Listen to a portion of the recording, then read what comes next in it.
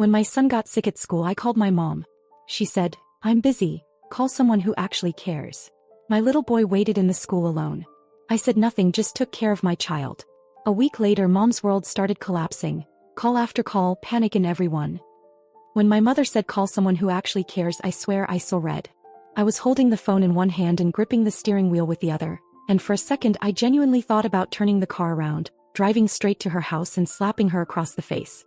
That's how bad it was. That's how much it hit me. My son was sick.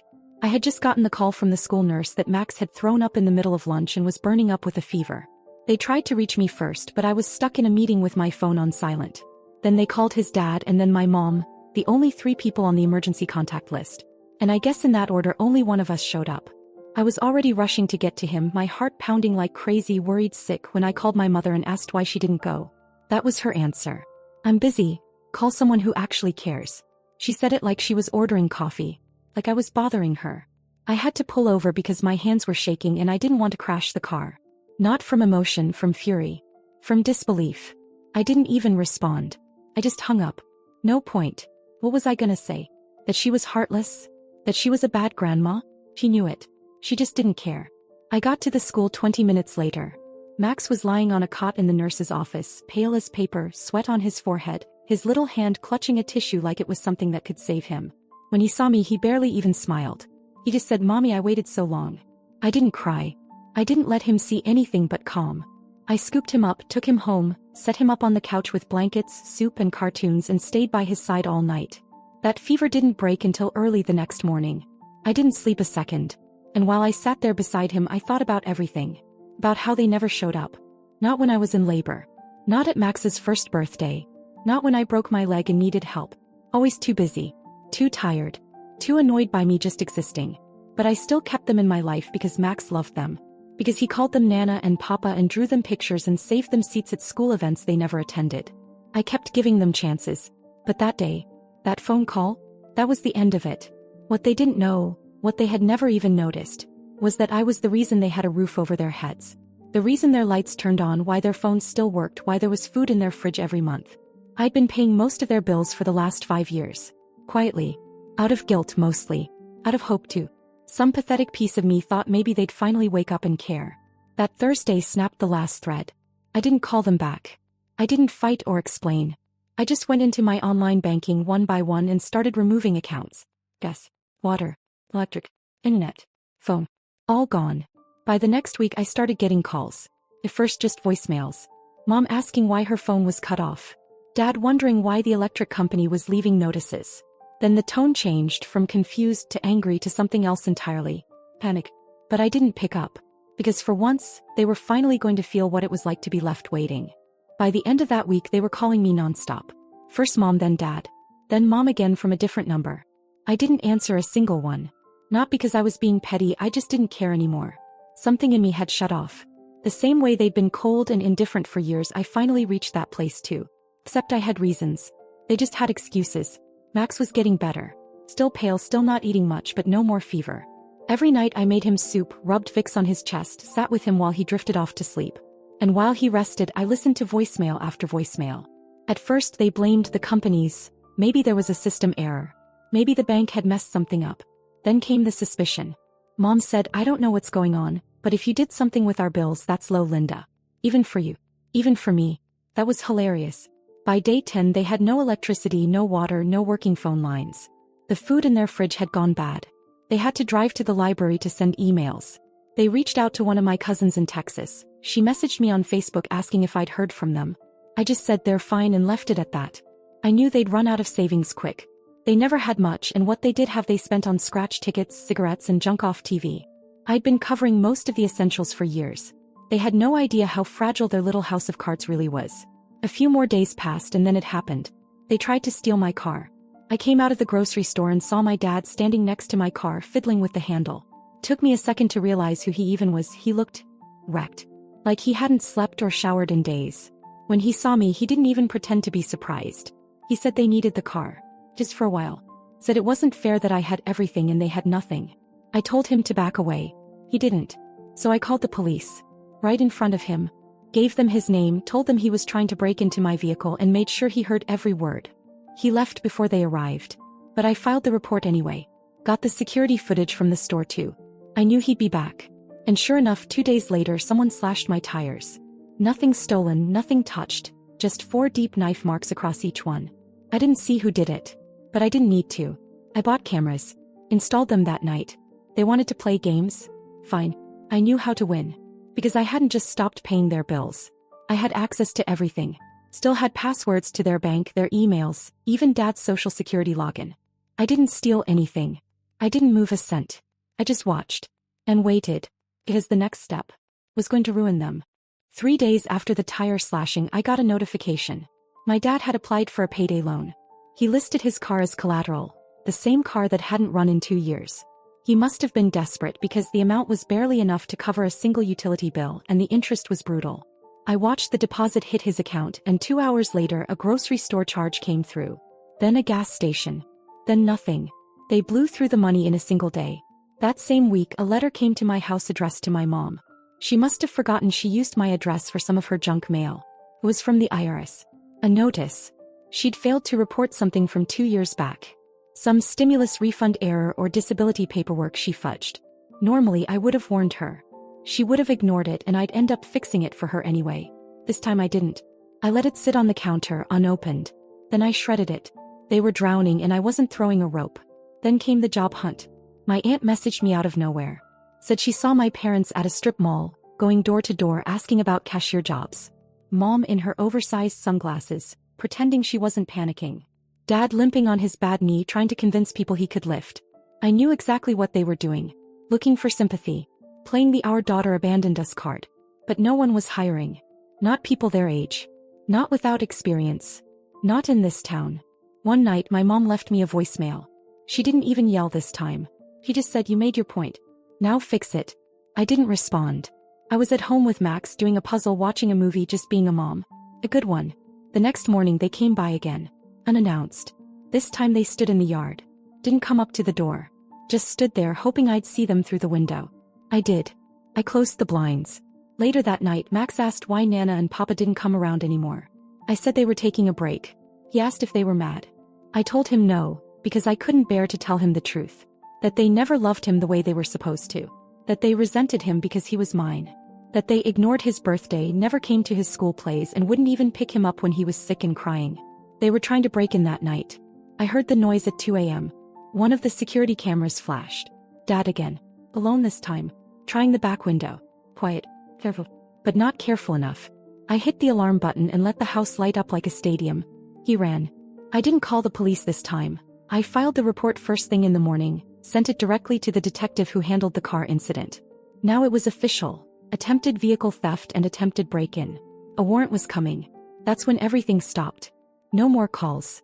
No more visits. Just silence. Like they disappeared overnight. But I knew better. They were hiding. And they were plotting something. They always were. A week passed with nothing. No calls.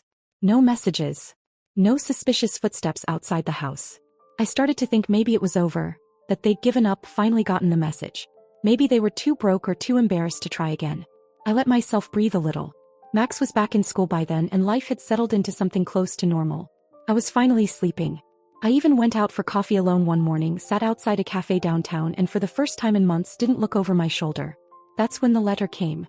A manila envelope, no return address. Just my name, handwritten in shaky pen. Inside, 3 printed photos. The first was Max standing outside his school, backpack on, talking to a teacher. The second was my house, taken from across the street at night. The third, a close-up of me pushing a grocery cart, smiling at my phone. There was no note. No threat. Just those 3 images, like someone wanted me to know. We're watching. I didn't panic. I didn't scream. I walked to my front door, double-locked it, pulled the security footage from the last 48 hours, and then I called my lawyer. It wasn't just about revenge anymore. They were unstable. And they had nothing left to lose. 2 days later my bank account was frozen.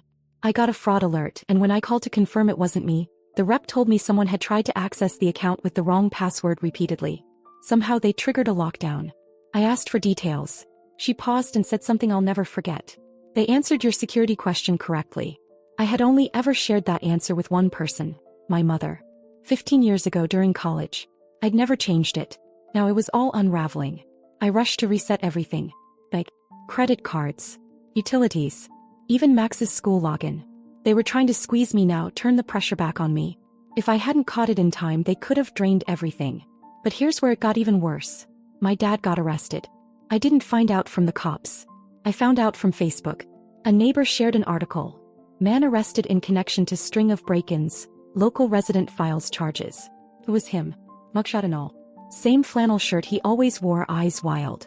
The article didn't mention me, but I didn't need it to. He was picked up for trying to break into another house. Not mine this time, but just down the street. I knew why he did it. He wanted to get caught. He thought I'd bail him out. I didn't. Said I waited. Waited to see what Mom would do now that he was gone. She didn't disappoint. She showed up at my house 2 nights later. No knock. Just standing there in the rain, soaking wet, holding a plastic bag like she was carrying groceries. I didn't open the door. Just turned on the porch light and watched her through the camera. She stood there for 5 minutes, not moving.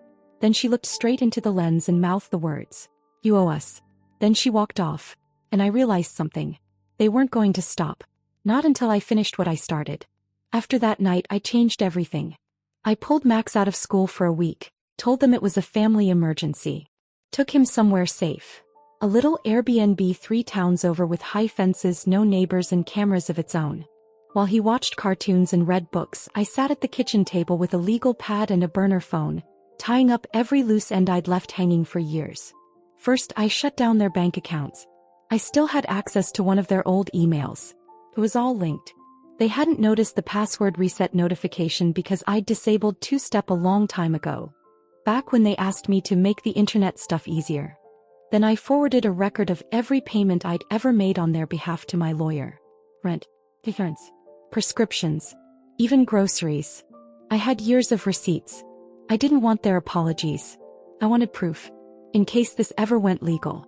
And it was starting to feel like it might. On the 3rd night, Max asked me if we were ever going home. I told him soon. But first, I needed to deal with something. Back in town, my mom had started going around with a story. That I'd left her and my father homeless. That I'd stolen money from them, cut off their utilities out of spite, abandoned them when they needed me most.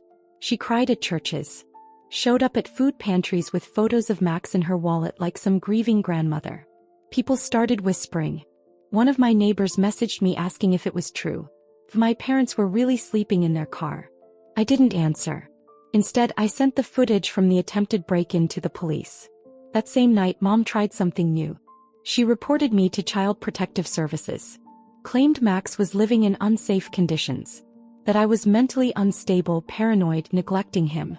Said she hadn't seen him in months and was deeply concerned for his well-being. They sent someone. A surprise visit 2 days after we got back from the Airbnb. The woman was polite. She looked around, saw the fridge full of food, the spotless kitchen, Max's drawings on the fridge. Max came out halfway through with a toy in his hand, asked if she wanted to see his Lego boat. She smiled and said she was sorry for the confusion. I wasn't. Because now I had it all on file. She had crossed the line. A few days later, a detective called. Said my dad had cut a deal. He was trying to avoid more jail time by giving up his partner in the break-ins. But the story didn't add up. They found out he was protecting someone. I didn't say anything. I just gave them the footage of Mom on my porch mouthing "You owe us." Let them put it together. After that, everything went quiet. For a while. Until one evening about 6 weeks later, I was sitting with Max watching TV when the doorbell rang. I checked the camera expecting a package or a neighbor. It was my aunt. Not one of the ones who took my parents' side. The one who always stayed out of it. She was standing there with her hands in her jacket pockets, looking like she'd just finished crying. I opened the door. She didn't even ask to come in. She just said, "They want to talk to you." Asked why. She said, "Because they finally believe you're not the same girl they used to push around." And then she added something else. "Your son's the only reason they're still trying at all." That was the one thing I hadn't expected. And I wasn't sure how to feel about it. I didn't answer my aunt right away. I just stood there in the doorway while Max sat inside, building towers out of plastic bricks and humming to himself like nothing had ever happened. And maybe for him nothing really had. I'd protected him from most of it. But for me, the damage was layered. Years deep. My parents weren't just a problem. They were a blueprint of everything I didn't want to become. Later that night, when Max was brushing his teeth, he asked if Nana and Papa were ever coming back. I told him I didn't know. He looked at me for a second, then said quietly, You don't have to be mad forever. Caught me off guard. I didn't realize he'd been thinking about it that much. Maybe he'd noticed more than I wanted him to. Maybe kids always do. The next morning I agreed to meet them, but on my terms. Neutral place. Public. No surprises. I chose an empty church basement where they used to host community events. My aunt arranged it. I didn't dress up. I didn't wear makeup. I didn't bring Max. This wasn't a reunion. It was a final assessment. They were already sitting there when I walked in. Both of them thinner. Tired. Smaller than I remembered. My dad's hands were shaking. My mom looked like she'd aged 10 years. They didn't start with an apology. They started with excuses. How hard things had been. How they didn't know what they were saying that day on the phone. How they were under stress, worried about money, confused. How they felt I turned Max against them. I let them talk. When they were done, I said one thing. Max waited 3 hours at school for someone to care. That shut them up. I stood up to leave. I didn't owe them a scene or a breakdown. But as I turned to go, my mom said something that froze me in place. We don't deserve another chance, but he does. He was talking about Max. And for once, it wasn't manipulative. It wasn't a trap. Felt real. That night, I told Max I saw them. I didn't say what happened. Just that they asked about him. He asked if he could send them a picture he drew. A volcano with dinosaurs and the word family written across the bottom in big crooked letters. I scanned it. I emailed it. And I waited. The next day they replied. No questions. No drama. Just, thank you. We'll earn the rest. That was 3 months ago. Since then they've stayed quiet. No pop-ups. No manipulation. Just steady effort. Sending cards. Dropping off snacks at the door without knocking. Showing up at school events without expecting hugs or credit. Max noticed. He said they seemed better. Said maybe people can change if they really want to. I don't know if I'll ever trust them fully again. But for Max, I'll give them the chance to try. Because he's the only reason they're still standing. And honestly, he's the only reason I am too.